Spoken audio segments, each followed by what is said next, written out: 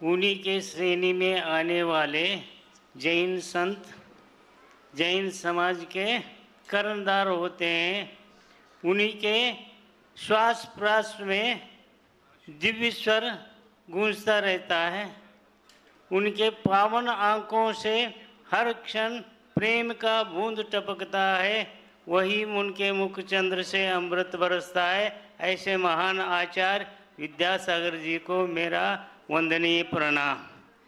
उन्हीं के पद चिन्हों पर चलने वाले, उन्हीं के दिव्य वाणी को प्राप्त किए हुए संत का सत्य वचन ही हमें मोक्ष मार्ग को प्रशस्त कराता है। ऐसे महान निर्यापक मुनि श्री वीर सागर जी महाराज, मुनि श्री विशाल सागर जी महाराज, मुनि श्री धवल सागर जी महाराज को मेरा शत शत प्रणाम। बोले परम पूज्य मुनि शेख स्वामी उत्कृष्ट सागर जी महाराज की, समस्त मुनि संघ की। आप सब लोगों को देखकर मेरा मन ऐसे हर्ष हो रहा है कि क्या बताऊं। किती सांगू सांगू कुणाला, आज आनंद आनंद झाला।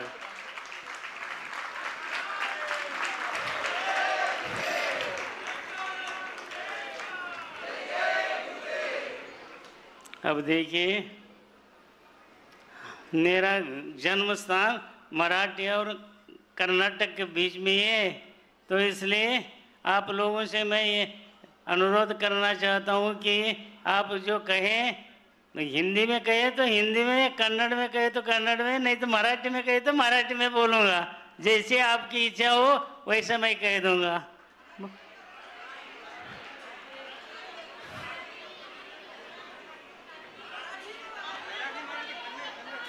महाराज मराठी पाहिजे। मला मराठी येत आहे महाराज। ठीक है, तो मराठी में मैं बोलू शकतो, पण असं झालेलं आहे की माझं शिक्षण कन्नडमध्ये झालेलं आहे। तरी इथं कोणी कन्नड माणूस नाही आहे। असं दे, पण मराठीमध्ये मी बोलू शकतो। पण असं होतंय ना, कर्नाटकमध्ये एक महाराज आले होते, त्यांनी काय केले ते मला विचारले, मी आता महाराष्ट्र बाउंड्रीमध्ये जाणार आहे, मी थोडंसं मराठीमध्ये शिकायचं आहे, मला एक अंकल्पी आणून द्या म्हणून सांगितले। मग मी एक छोटंसं आणून दिलं। त्याच्यात त्याने वाचले होते की नशे करतात नाही, त्यांच्यासाठी एक वाक्य वाचले होते। त्यांनी काय म्हणाले, दारू पिऊ नये म्हणून त्याच्यातनं शिकले होते त्याने।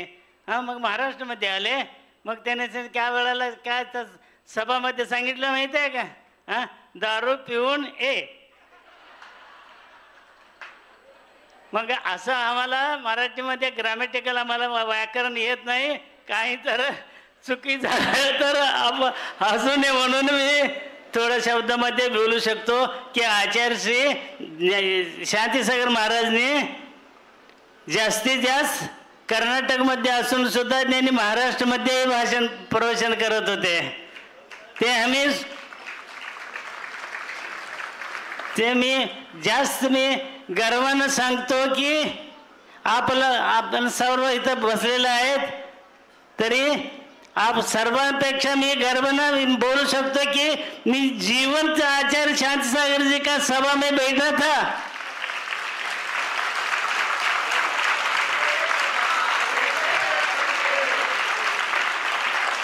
आणि त्यांच्या वचनापासून मी धन्य झालो। हां, आता मी काय सांगू, मी ज्या वेळेला मी 4थीमध्ये शिकत होतो त्यावेळेला आचार्य शांतीसागर महाराज सेडवाळ गावामध्ये आले होते। मग आमचं वडिलांचं फार त्यांच्यावर भक्ती होती, म्हणून त्यांनी काय दर्शनाला जावं म्हणून विचार केलं। आणि त्यावेळेला बसेस वगैरे नाही, ते आता ते टेम्पो म्हणतात ना, तसं त्यावेळेला त्याला हाफ टन म्हणत होते, म्हणजे अर्धा टन म्हणत होते, त्याचं वर्षत होते। मग त्यावेळेला आम्हाला, मी स्कूलमध्ये होतो त्यावेळेला बोलवायला आले, कुठं जायचं, आचार्य शांती महाराज दर्शनाला जायचं आहे। तरी आचार्य विद्यासागर महाराज आणि मी आणि आपले आई वडील सगळेजणी त्यांच्या दर्शनाला गेलो। मग त्यावेळेला त्यांनी काय सांगितलं त्याने आशीर्वाद असं दिलं की काय सांगू तुम्हाला, की त्याने त्यांच्या संघामध्ये त्यांचे भाऊ पण वर्धमान सागर म्हणून होते. मग ते मला आठवण झालं होतं. नंतर मला कळालं की त्यावेळेला मग त्यांनी महाराजाने एक उदाहरण सांगितले होते, ते आज मनात आहे. ते काय सांगत होते, एक माणूस जमीनदार होता. त्यावेळेला त्याला भूकंपनी बाढ महापूर आल्या कारणानं त्याचं सगळं पीक सगळं वाटवून गेलं. मग त्यावेळेला तो काय करायला, गाव सोडून आता काय तर पोट भरायचं काम बघायचं पाहिजे म्हणून गाव सोडून बाहेर गेला, दुसऱ्या गावात गेला. मग तिथं काय करायचं आता, लहानचं काम कोणतं आहे, चोरी करायचं. म्हणून ते काय करत, चोरी करायचं, लहान छोटंच मोठं चोरी करत होता. मग तो काय झालं, त्या मुलग्याला काय सांगितलं, आता आपला धंदा हे सोडायचं नाही म्हणून काय सांगितलं.